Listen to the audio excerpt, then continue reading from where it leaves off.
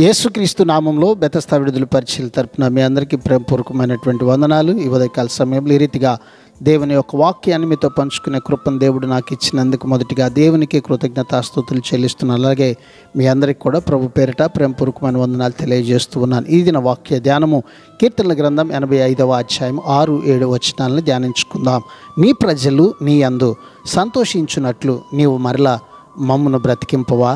యెహోవా, నీ కృప మాకు కనపరచుము, నీ రక్షణ మాకు దయచేయము.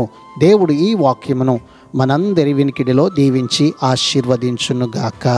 ఆధ్యాత్మిక జీవం లేకుండా, దేవుని కృప, రక్షణ, పాప విముక్తి అనుభవం లేకుండా నిజమైన ఆనందం ఉండదు. తన ప్రజలు పాపాన్ని విడిచిపెట్టి సంతోషంగా ఉండాలన్నది దేవుని కోరిక. కాబట్టి ఇది ఆయన సంకల్పం అనే స్థిరమైన పునాదిపై ఆధారపడినటువంటి ప్రార్థన.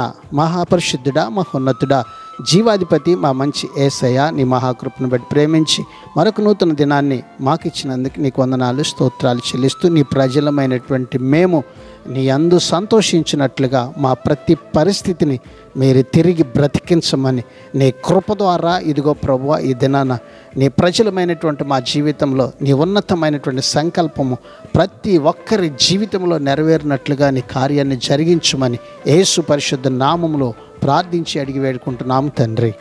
ఆమెన్.